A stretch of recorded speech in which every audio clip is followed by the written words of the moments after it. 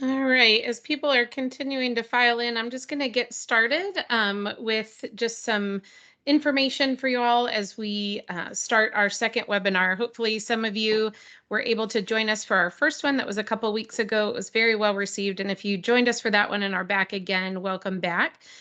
Today, I'm going to be having a conversation with Seth Dreyer, who is not only a very good friend of mine, but he's also Vice President of Created Equal. And we're going to be having a conversation about how we can winsomely make a scientific as well as a philosophic case for life.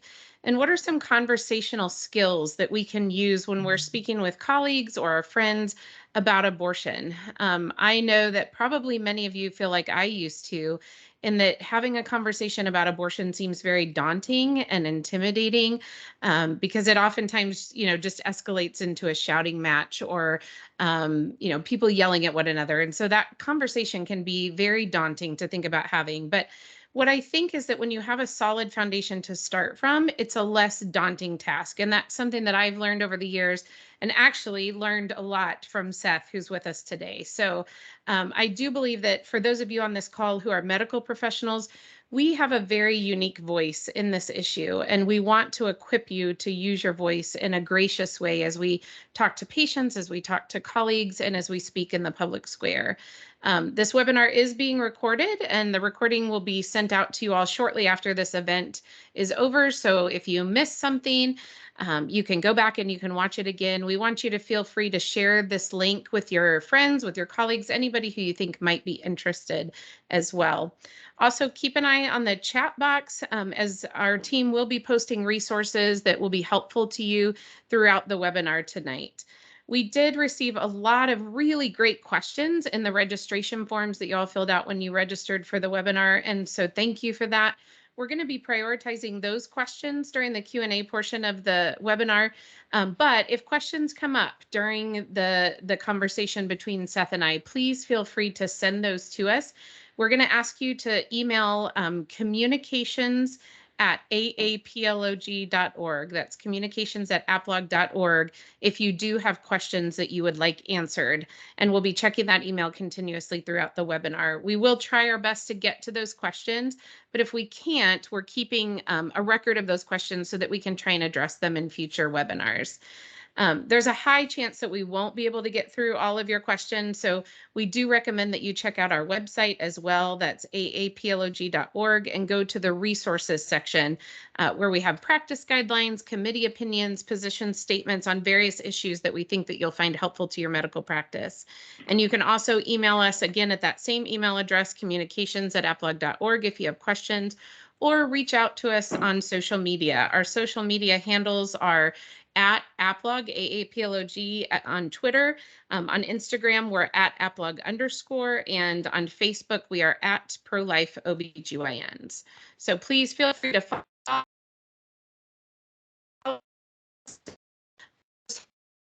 for the medical discussion surrounding abortion, and also feel free to reach out to us with any questions that you might have. So let's get started. I'm going to introduce myself briefly and then introduce our special guests, and then we'll get started with our conversation.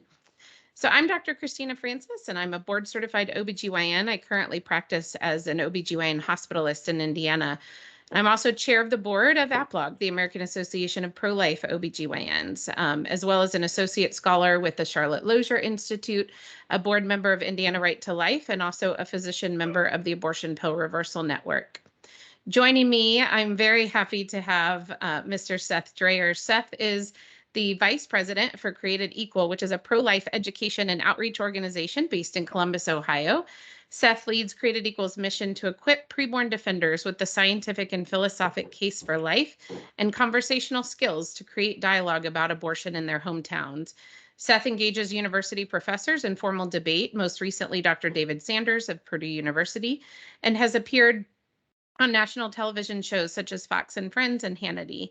Seth also serves as adjunct instructor of Christian Apologetics at Veritas Academy, a private school in Columbus.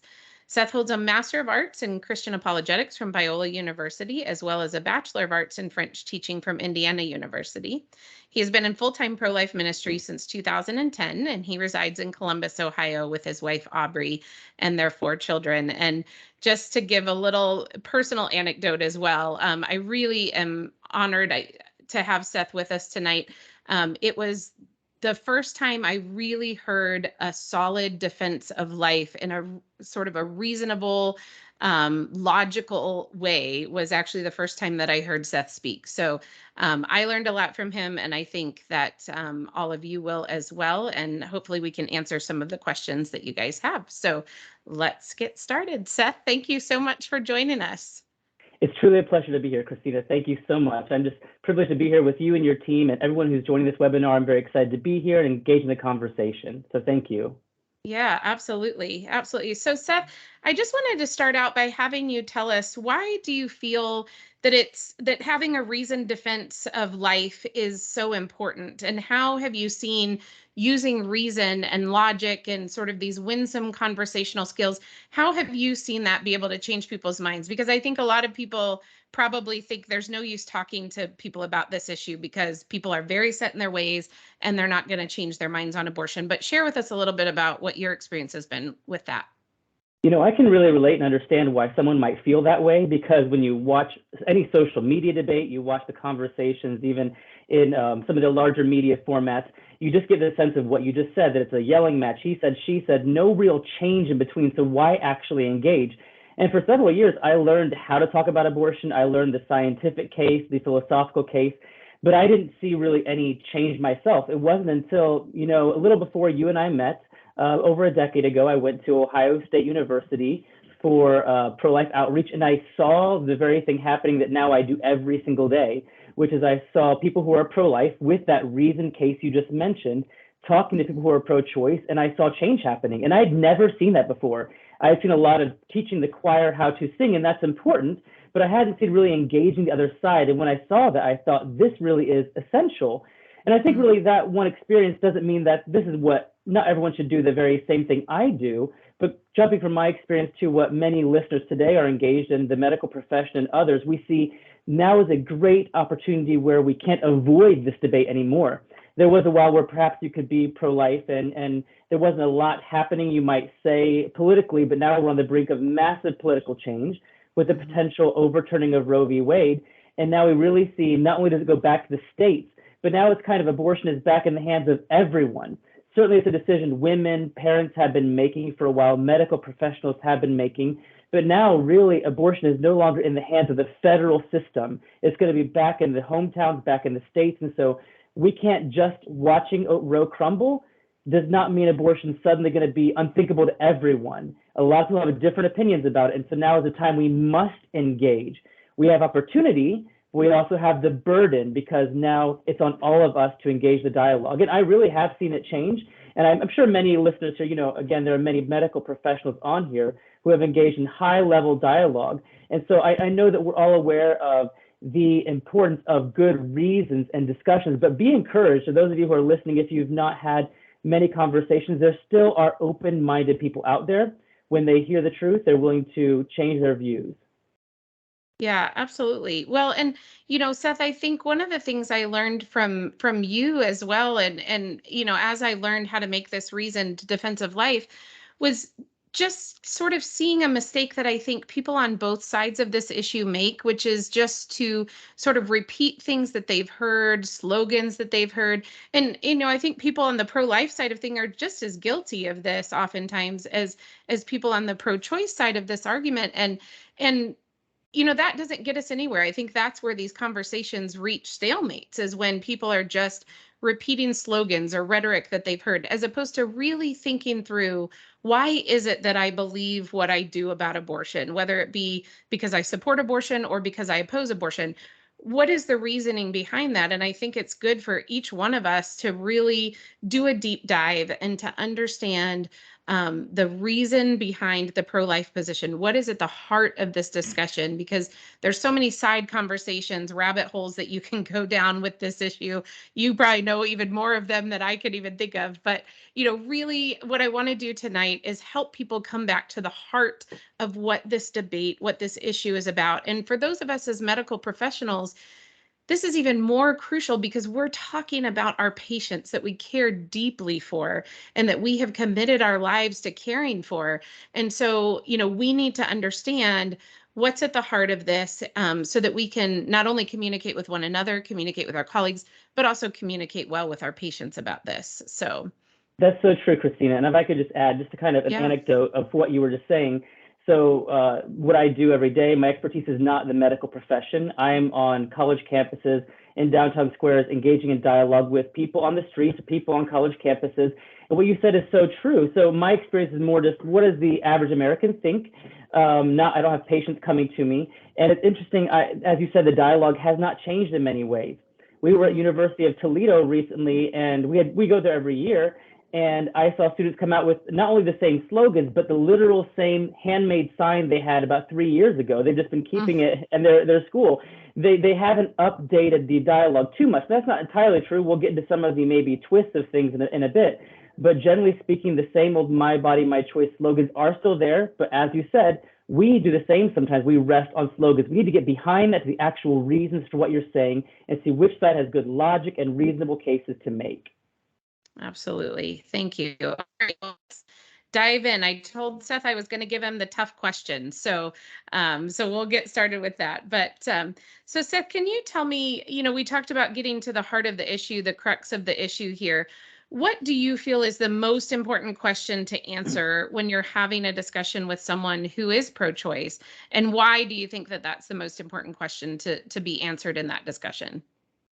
Well, there's a couple ways I think I might answer this, but I think almost what I believe is the most important question is the one that really no one is asking, which is, what are the categories of questions we are asking? So, for example, everyone asks, when does life begin? Or what about the mother who has had sexual assault? These are very important questions.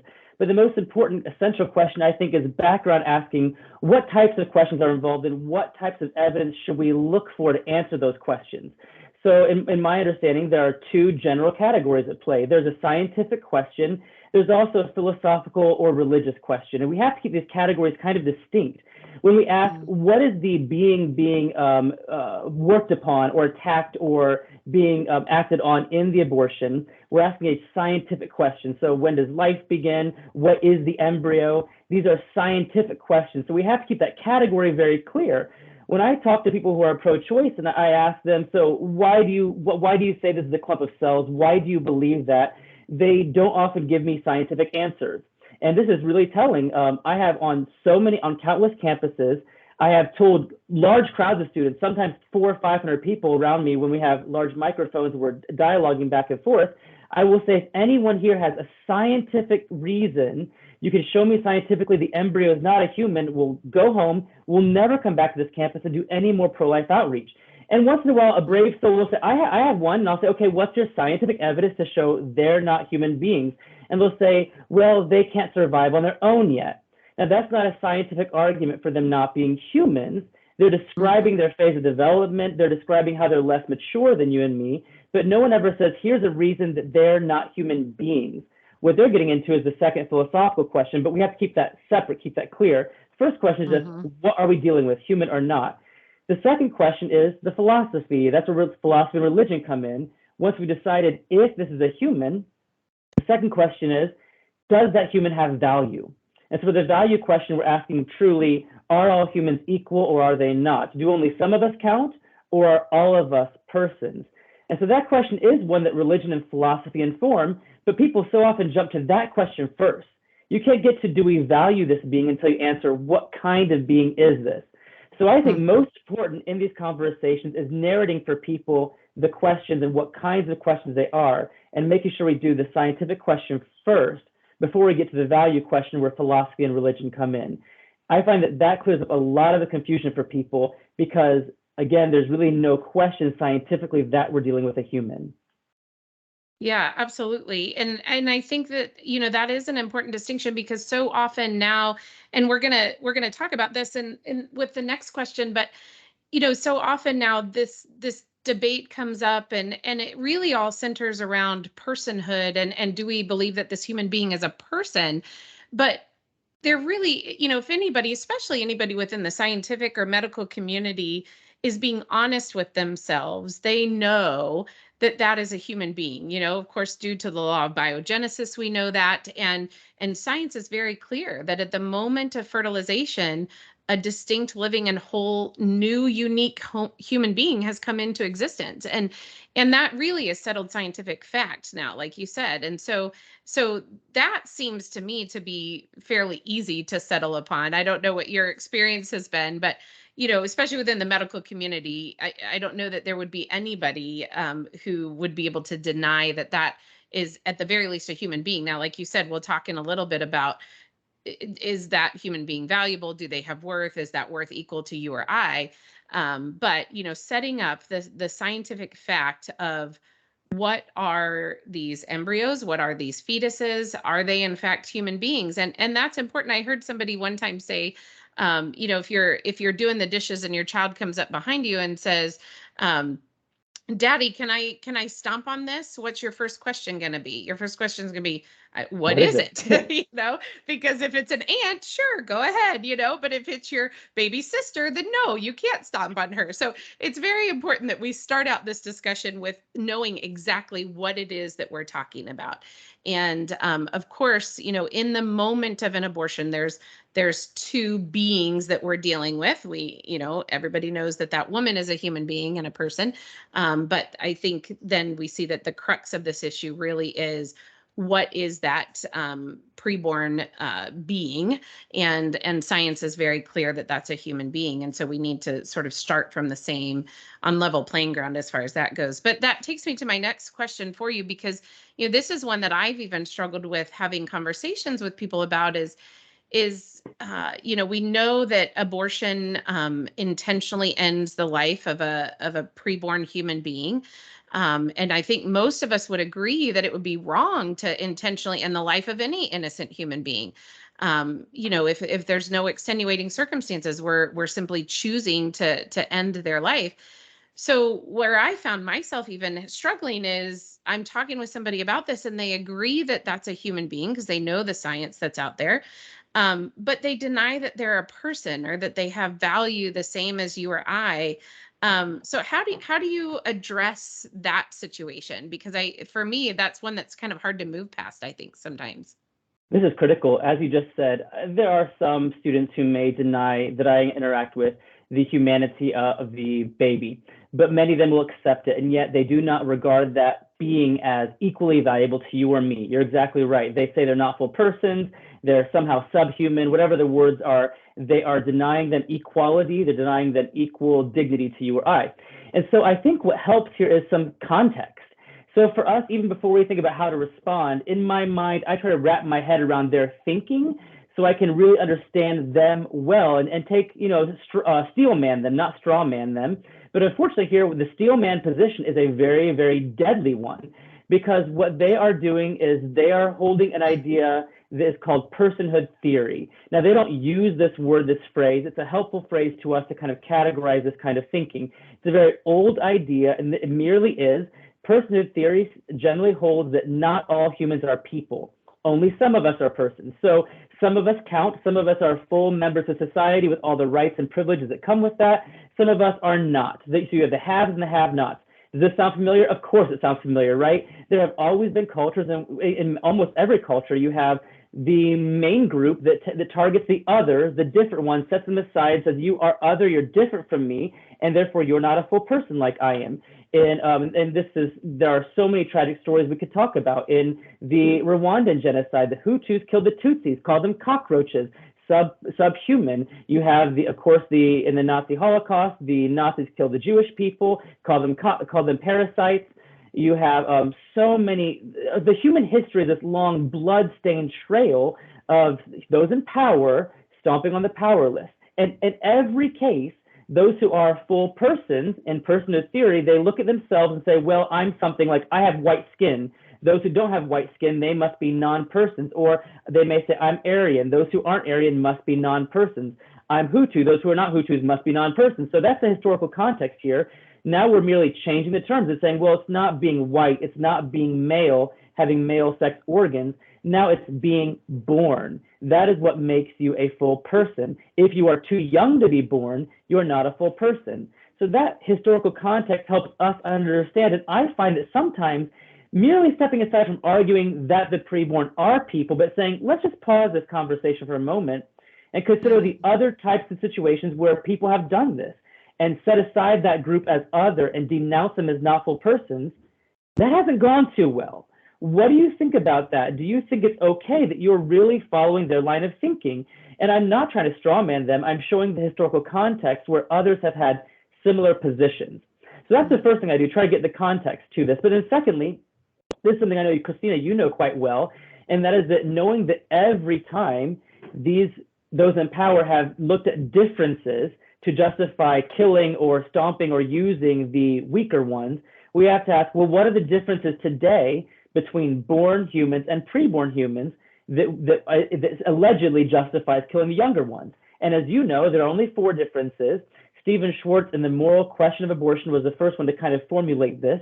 Scott Klusendorf of Life Training Institute really has popularized it. And that is that there are 4 differences between every embryo and all of us on the webcam tonight, all of us on the webinar tonight, right? They're smaller than us, they're less developed than us, they're in a very different environment, and they're a lot more dependent on their parents. So SLED, size, level, development, environment, dependency. Anytime this personhood conversation comes up, they're going to say, well, that baby's different, that makes her not a person. Ask, what is the difference? They'll say one of these 4, size, level, development, environment, or dependency. Here's what you have to do. Say, you're right. You are absolutely right. The preborn baby is a lot smaller than us. She's a lot less developed than we are. She can't join a webinar like we can tonight. She's in a much different environment. She depends a lot more on her parents than we do. Agree to that. But then here's the critical follow-up question. Why does that matter? And we can all agree that there are differences between Aryan and non-Aryan, between those with white skin and black skin, a difference of melanin, difference between male sex organs, female sex organs, but those differences we recognize do not matter when it comes to your personhood. And the same way, your size, level of development, so on, these do not matter. What they are doing is they are destroying human equality. We need to identify that, put a historical context, and say that these differences do exist, but they don't justify killing the younger people. Yeah, absolutely. And the first time I heard, and I think you were the first person that I heard kind of go through those, it really does apply in a lot of these conversations. A lot of the conversations that I've had where people are saying that preborn children are less deserving of life, perhaps, than those who are born, do focus around, well, they're, in the uterus, or they're inside of the woman, which is an environment question. Or I think the most common one that I've heard recently is the dependency issue, that they're completely dependent on their mother for their survival. But, if you look at a 2-month-old newborn, that newborn is completely dependent on someone, most typically their mother, but it's certainly completely dependent on someone for their survival. If you were to lay them on a sidewalk outside and leave them and no one came along to take care of them, they would die if they didn't have someone to take care of them. And, typically in a society that is doing what they should, we actually honor the most vulnerable. We give them special attention, we give them special care. You think about the elderly or the disabled, or those that need extra care. There should be given extra care, and yet this whole class or group of people and preborn people are not given that same care in so many situations here. And and so we really do need to look at it in that scenario of, yes, there are differences, like you said, but are they morally significant? And if we have time at the end, maybe we can trot out the toddler technique as well, because I think that that's really helpful. So, and maybe that actually follows with this next question. So, I think for a lot of people, certainly the polls of the American people and conversations I've had, I'm sure in conversations you've had, a lot of people are not comfortable or okay with abortions in the 2nd or 3rd trimester, the farther along in her pregnancy a woman is. But many people say, well, but I think I'm okay with them in the 1st trimester. At that point, the embryo, the fetus, they're so small, especially early in the 1st trimester. they're so small that you can't even see them with the naked eye. You know, surely an abortion done at this stage of pregnancy, if we can just do abortions early in pregnancy, then that would be okay. Maybe we just get rid of the abortions later in pregnancy. You know, surely those aren't equivalent. How would you respond to that? So again, I would say that it kind of helps to kind of really dig into what they're saying to get the broad picture of their idea here, right? So personhood theory says essentially we have all humans, they exist, but of humans, some are persons, some are not persons. Then this other idea of functionalism comes in, and functionalism is the idea that the way you know who's a person and not is based on them acting or looking a certain way. Okay, so what this argument is saying is, so the babies who are too young to look human, or they don't have all the organs in place yet, because they don't look or function like a human, they're not full persons. So I think we have, just setting aside and thinking through that, we can see a host of problems. If you say being a person is looking like a person, well then what happens when you walk into Old Navy and see mannequins there? They look like people, right? So you should give them human rights if looking like a human makes you a human person. But that's silly, right? But the flip side is very dangerous. There are a lot of born humans, people we would all agree are people. There are a lot of born humans who do not look like us. I was years ago in a Jamaican infirmary when I was a high school kid going on a mission trip, and I was astounded by the people I met there, severely mentally, physically disabled people. And I remember one girl who from top to bottom was maybe 2 foot tall, no legs, one arm. She would drag herself along the ground. Her face, she could not talk, was severely contorted. She could smile at you, but she could not communicate. I remember wondering how old she was, and I couldn't tell if she was 5 or 85. And I asked someone, and she was in her mid-30s and had lived that way her entire life. And reflecting on her, she did not look, quote unquote, normal. Does that mean she's not a person? Absolutely not. That is disgusting and vile. And I think, all recognize it's disgusting and vile when it comes to born humans, right? Because we recognize all born humans really are people. And the idea of looking at someone disabled saying you're not a person, that disgusts us.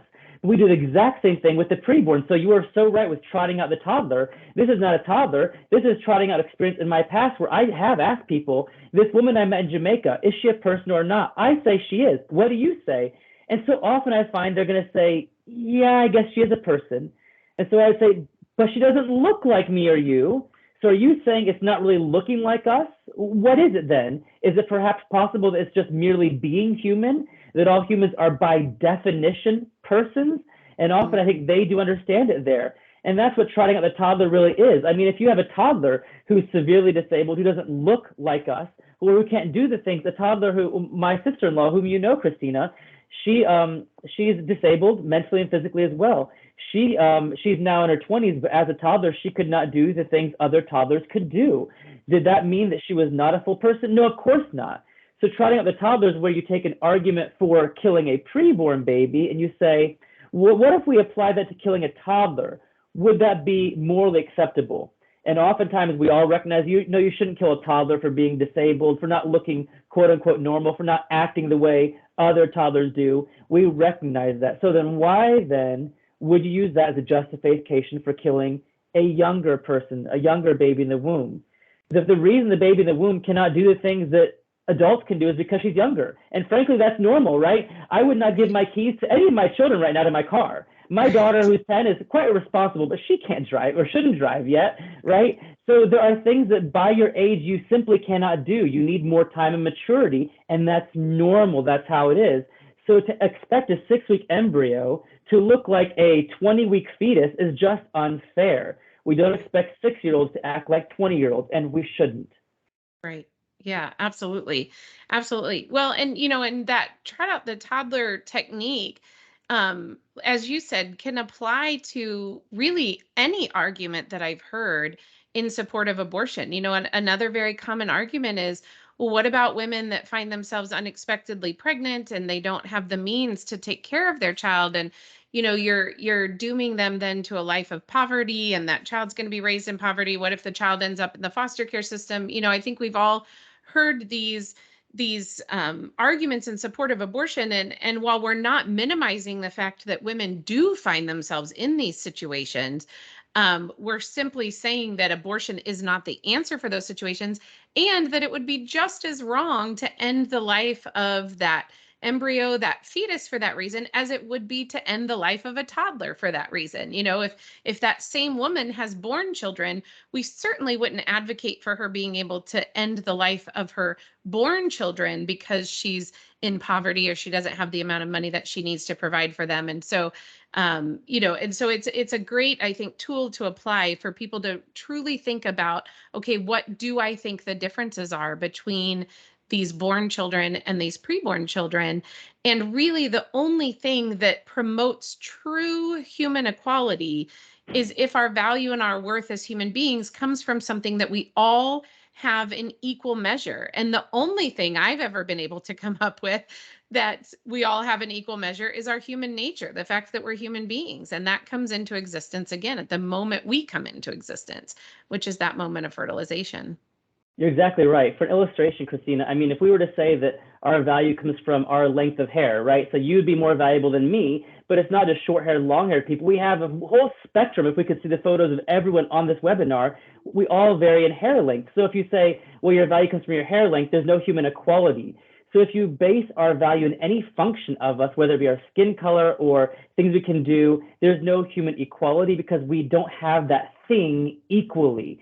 It's not black and white. It's all shades of skin color based on your melanin, right? So there's no human equality if you base our value in that. So the trotting of the toddler, as you said, it focuses the conversation so well because we can agree that there are issues in the foster care system. As a former foster parent, I can attest to that. I've seen some of those issues, and so I can agree with that. But when you say, would it be okay to kill a toddler because he's doomed for foster care, everyone says no, because we recognize that merely being doomed or heading to foster care, being on that path does not make it justifiable to kill you. And so when you say, well, should we kill a toddler who's going to be in foster care? If they say no, you could say, well, why not?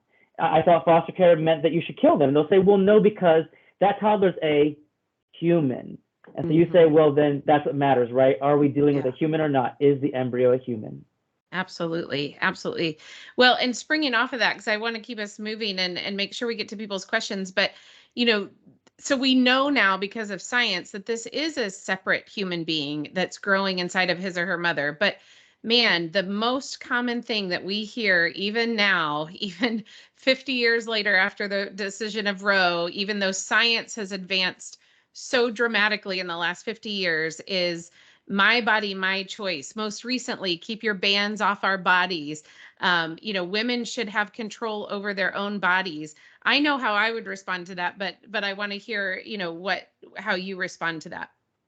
I agree. Move on, right? I mean, that's really it. I agree that you and your doctor, your medical professional, should decide things about your body. I have no qualms with that. My only concern is when you use your body to harm someone else.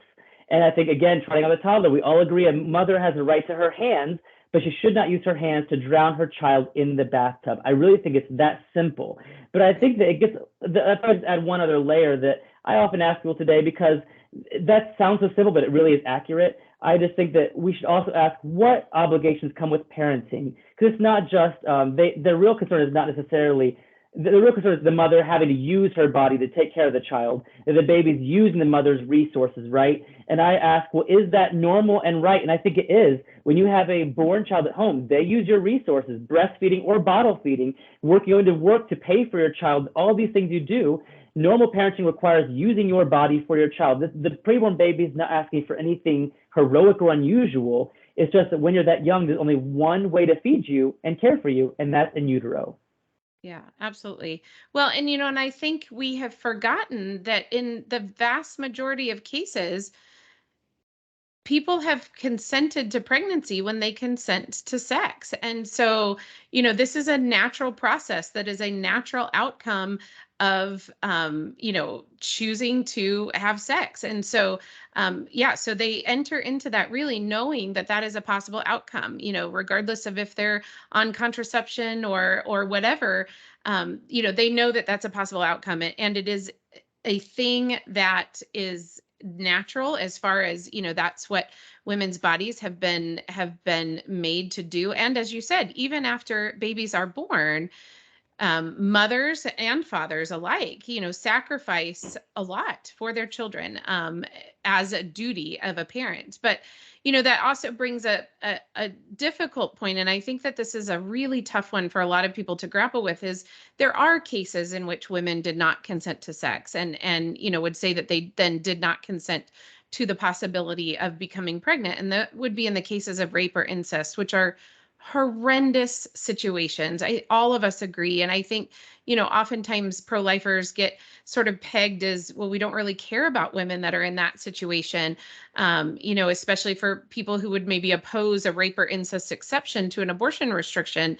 And I know for a lot of people, they really, truly feel like the compassionate thing to do in that situation is to allow that woman to have an abortion so that she doesn't have this constant reminder of her rape or her rapist.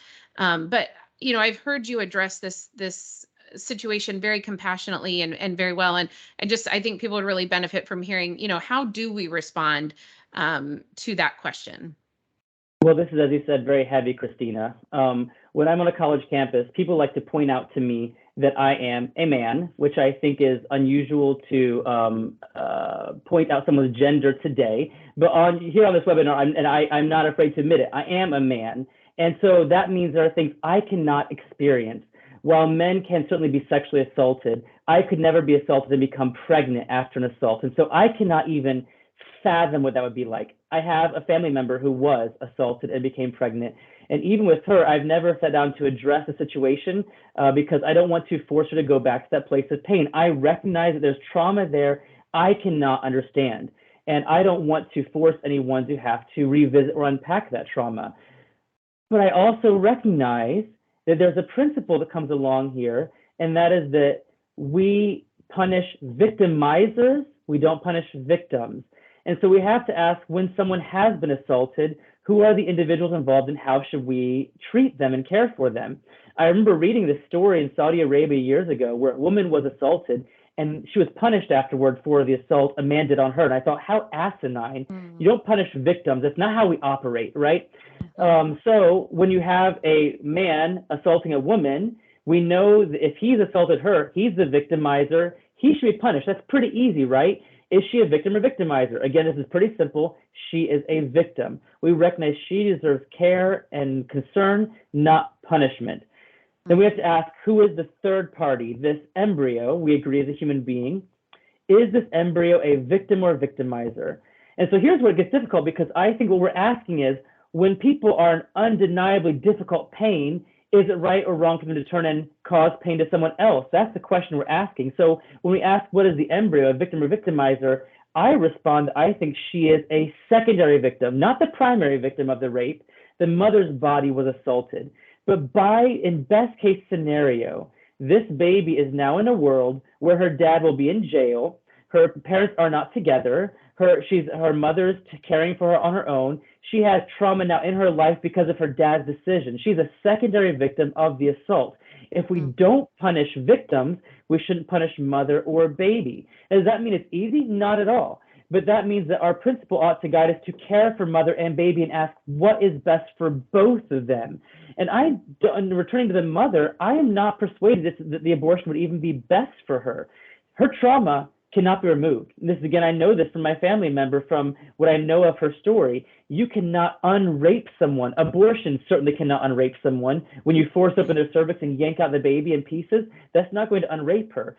And oftentimes, there have actually been some stories I know where the mothers have become suicidal. Being pregnant is the only thing that has stopped them from killing themselves, and the baby actually saved them. So I think what we see here is that the principle is don't punish victims means neither mother or baby should be punished.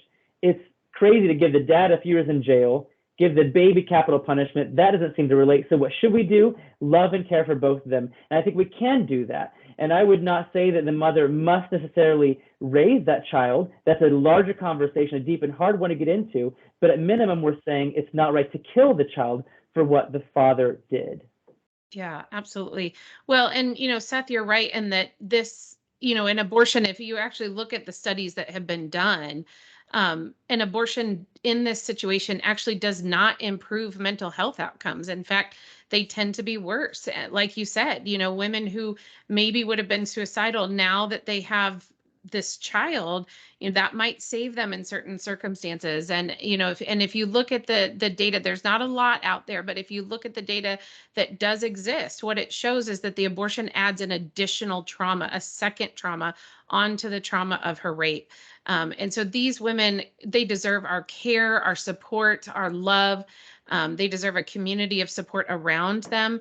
And I think the other thing that an abortion in that situation does is it sort of removes that support, because then people think, oh, it's over, the crisis has passed, and it removes that support. And so instead, these women deserve our love and our care. I want to move on to our Q&A so that we can get to as many as possible. But just real briefly, Seth, before we get to that, again, discussions and debates around the issue of abortion often become extremely heated.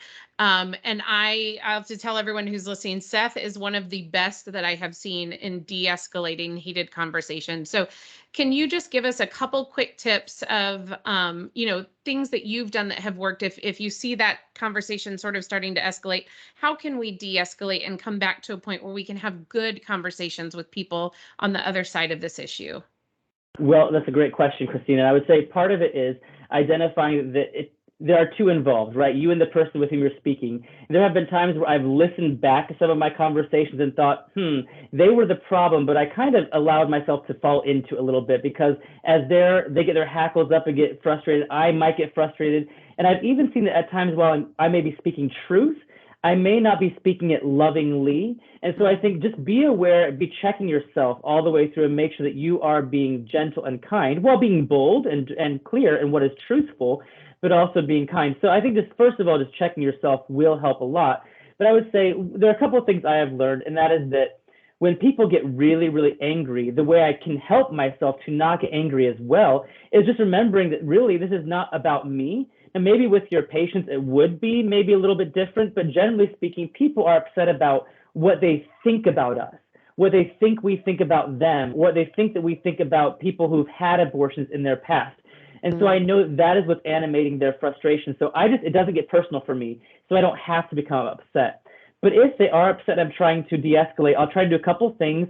And one is just kind of almost put a pause, if you can, on the conversation and find common ground, which if you're dealing with patients is probably fairly easy because you have history there, right? But even to give a small example, a silly example, years ago I was talking to a girl who was very angry with me at, again, Ohio State University. And I noticed she had a shirt on that said Jenny's Splendid Ice Cream, which is, I love the ice cream. We have that store here in Columbus, Ohio. And I just said, pause, hang on. You like Jenny's? I like Jenny's too. And it was like this switch happened that she realized, wait, I'm talking to a human being. This is not a person I can just shout at. And at 20 minutes later, she hugged me and left thanking me for being there. So looking for a small connection point personally can help. The other idea that's not always easy to find, but if you can just narrate for people what's going on, that will help them, because often what's happening is they're seeing the truth if they're with their heads logically.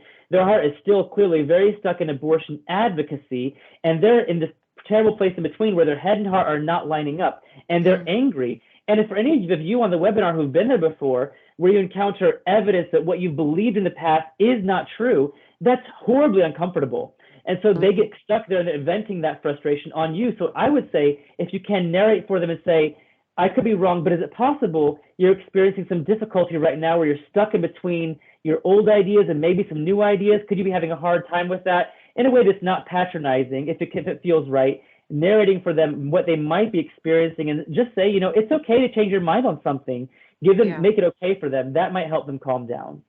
That's great. Thank you, Seth. That's really helpful information. And I in the few times that I've had to do that, I have found that trying to find a piece of common ground has really worked. And I think, for those of us that are in medicine, when we're talking to other physicians, one of the things that I've used is said, I can tell that you care deeply about your patients and you really just want to take care of your patients. I want the exact same thing. And that's what I want to talk with you about. So I think that point for, those of us in medicine can be super helpful. So let's jump into the Q&A because we read it down. We got about 15 minutes left. So we'll try and get through as many of these as we can.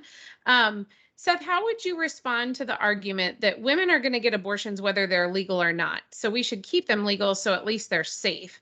What would be your best rebuttal to that? And I can address too that, there's claims out there that thousands of women were dying from unsafe abortions before Roe v. Wade, and we're just going to go back to that day of thousands of women dying from unsafe abortions. So shouldn't we keep abortions legal so at least they'll be safe? Well, I've changed a bit the way I've responded to this in past years, only because in a small way. First of all, the thing that this is still the same, and that is that this rhetoric, as you know, Christina, is overblown. The back alley was not what we think of as the back alley. Mary Calderon, medical director of Planned Parenthood, in the 1960s in the American Journal of Public Health, she wrote an article that was arguing for abortion, which was generally illegal across the country. Most states had abortion was still illegal. And Dr. Calderon said that even though abortions are illegal, they're being done by doctors in good standing in their communities, doctors who know what they're doing. They're just acting illegally, but they know what they're doing. And so she concluded abortion is overall safe. Now, there was a time when it was more dangerous, or when just being pregnant was more dangerous. The CDC, the Lancet, many have tracked the dangers of being a pregnant woman, being a mother, expectant mother, and the maternal death plummeted overall in the 1940s after the advent of penicillin. And so that is when maternal health became a lot safer. Still today, it's dangerous, depending on if you have access to good water, good care, quick care, and so on. Again, you know far more than I do on this. Bernard Nathanson was one of the abortionists who declared it was thousands per year. He later admitted he was lying in his book, Aborting America. The U.S. Bureau of Vital Statistics tracks that 39 women died in 1972, the year before Roe v. Wade made abortion legal throughout the country. So I think that's important to just share that this rhetoric is not accurate. Now, that doesn't answer the question, but at least we know that this is more of a fear-mongering tactic. So that's important to recognize. Now, the issue is, what if making it illegal were to make it more dangerous for women to have abortions? Would that make it wrong to make it illegal? And I don't think so, because right now it is more dangerous to, we just talked about sexual assault. That can be dangerous because you might have to find a back alley to do it in. We can make it safe for the assaulter by giving him a hotel room to do it in, but we do not do that because he's harming someone. So if abortion harms someone, you don't keep it legal to make it safe for people to harm other people. So we should not do that. Again, same with bank robbery. You can make bank robbery legal by making it safe, by making it legal. You don't do that. Now, here's how I've changed my argument. So that's the general principle. You don't keep something legal if it harms other people intentionally, and abortion does. But I think this is important to update, and that is that the back alley is happening right now.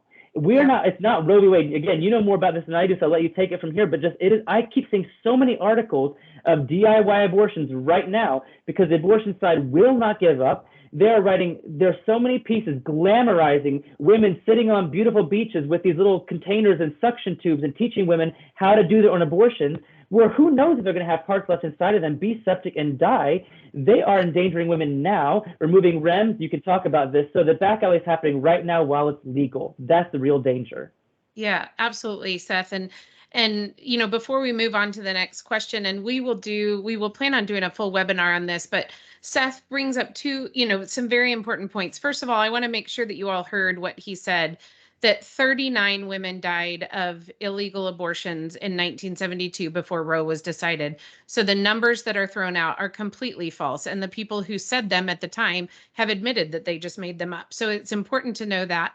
But what he said about medication abortions is 100% accurate, in that the abortion industry and its allies, like groups like the American College of OBGYNs, ACOG, unfortunately, are already advocating for medication abortion to be done without an in-person evaluation by a physician, without adequate screening for ectopic pregnancy, without adequate screening to know how far along in a pregnancy a woman is. If she takes those medication abortion pills beyond 13 weeks, she's got a 25% chance at least that she will need surgery to complete her abortion due to hemorrhage and an incomplete abortion. This is being advocated for right now. This has been being advocated for a long time, but especially in the last year and a half, well before there was any chance that Roe was going to be overturned. So do not fall for the narrative that if we overturn Roe, then all these women are going to be harmed by dangerous abortions. Dangerous abortions are being advocated for right now, every day across this country, and they're ramping it up in anticipation of some states restricting abortion. So it is the abortion industry itself that is pushing for unsafe abortion, even while abortion is still legal in all 50 states. So I think that's a very important point to know, and there's a whole lot more to unpack about that. Miriam is dropping some resources in the chat box for you about that, and we will plan on doing a full webinar just on that. So thank you for that response, Seth. How about, let's see, I want to make sure we get to the important ones. Oh, okay. What do you say when people say things like, if you don't like abortion, don't get an abortion, but don't tell other people what decisions to make?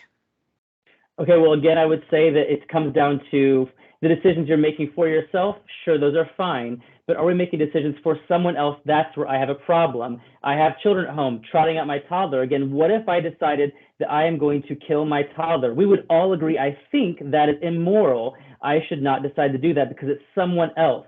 And this idea of don't like it, don't have it, that works for preferences, like don't like an iPhone, get an Android. Don't like Mac, get a PC, whatever. So that's fine for preferences, but that's not okay with immoral things. Like we would never say, don't like slavery, don't own one. We know it's immoral, unethical to own other humans, and so we do not allow that legally.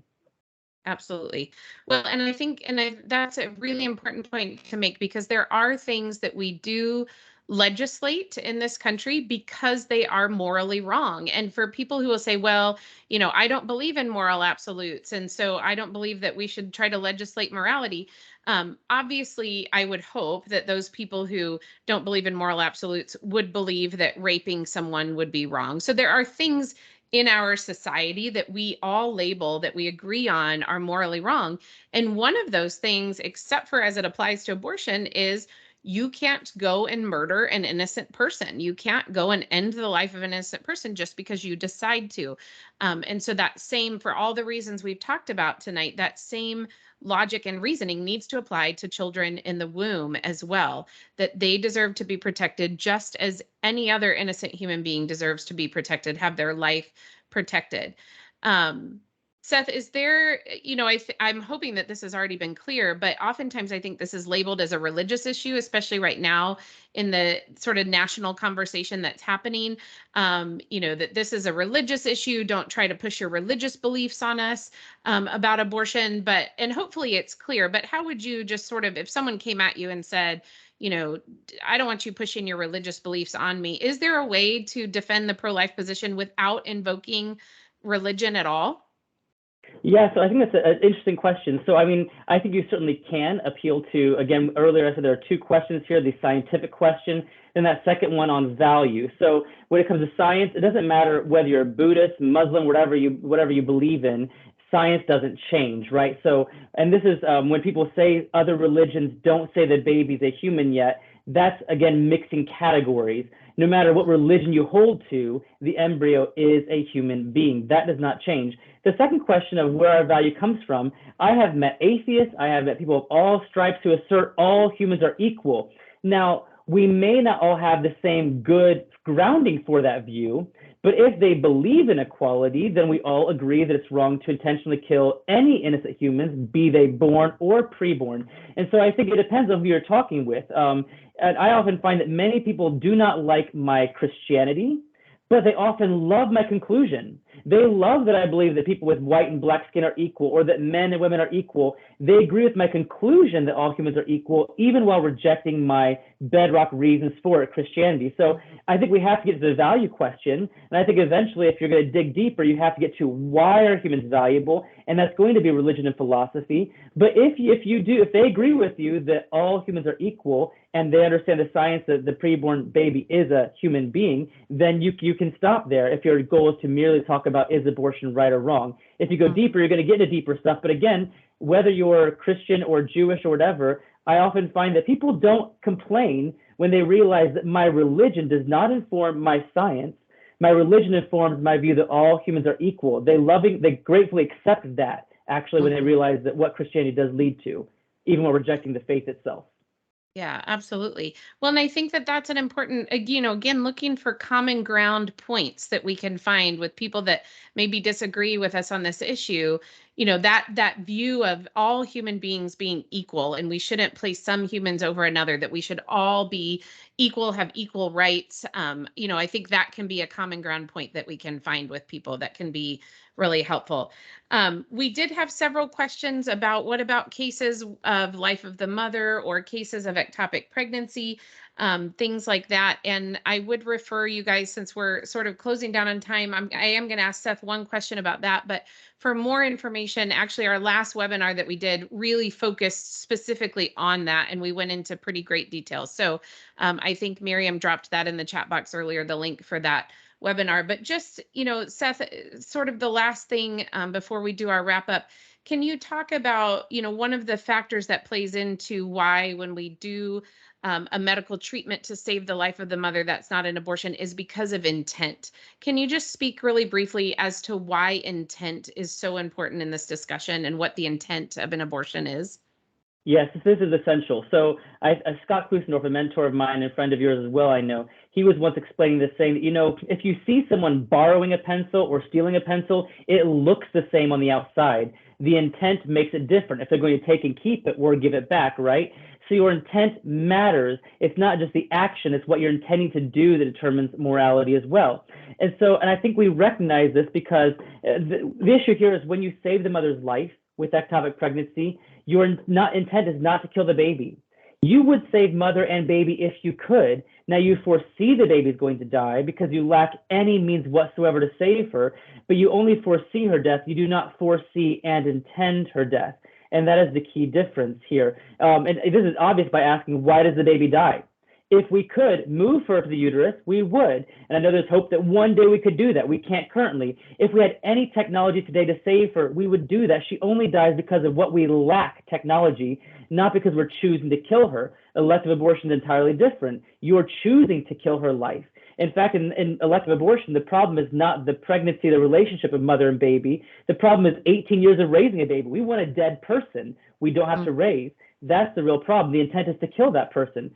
So to illustrate this difference, if you're in a house and the building catches on fire, if I'm fleeing the building and I see Christina there and I see another person, I'm dragging someone out and I see Christina. I can't save both of them. I'm dragging one person out. I see Christina in the flames. I foresee she will die.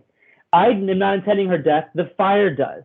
That's entirely different from me seeing Christina on the street and shooting her, where I foresee and intend her death. When you save the mother's life, you foresee the baby's death. You don't intend it. It's like the fire. The fire caused the death. We didn't cause the fire. We didn't cause the ectopic pregnancy. It's a tragic reality. But we are not foreseeing and intending. That is where the problem comes in, where you both foresee and want the baby to die.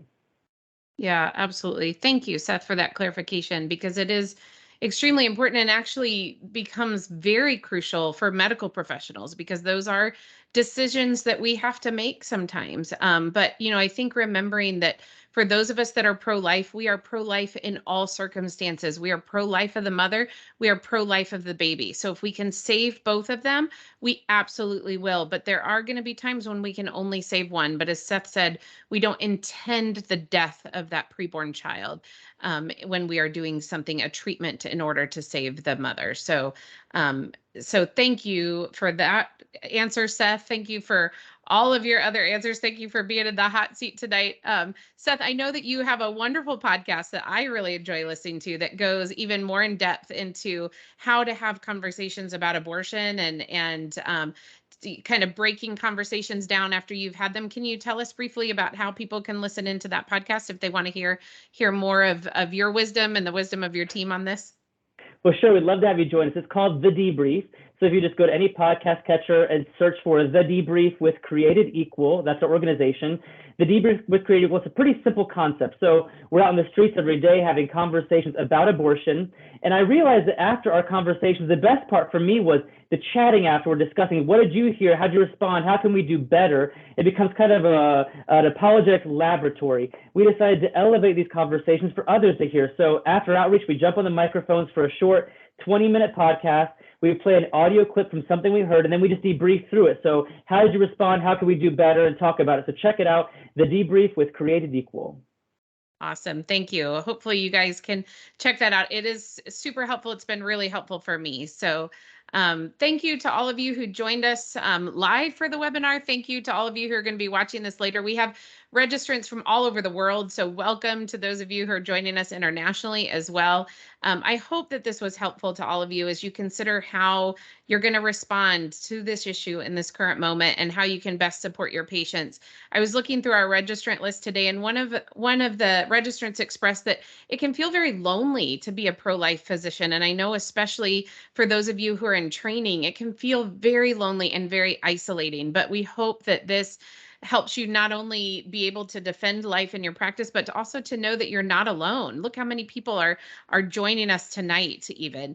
APLOG is here for you. We're here for the more than 3/4 of OBGYNs who don't do abortions, who know that abortion isn't healthcare. And so if you're not an APLOG member and you're a medical professional, we invite you to join us. You can go to our website at aplog.org and click on Join Now. We do hope to do more of these in the future for our members, so please let us know in the survey that you'll get afterwards if this was helpful to you. If there are things you want us to expound upon more in future webinars, we're happy to do that. And if any of these topics piqued your interest, I'll just put it out there now. You should be hearing about it soon, but our national conference is going to be next February in Tucson, Arizona, and we would love to have you join us for a whole weekend of academic presentations on the science behind the pro-life movement. And we also have a limited series podcast that will be coming out soon. And so if you are a member, you'll be notified ahead of everybody else when that's going to be released. So we're really looking forward to having that out there. So thank you again for joining us. Please give us your feedback, and we look forward to seeing you the next time around.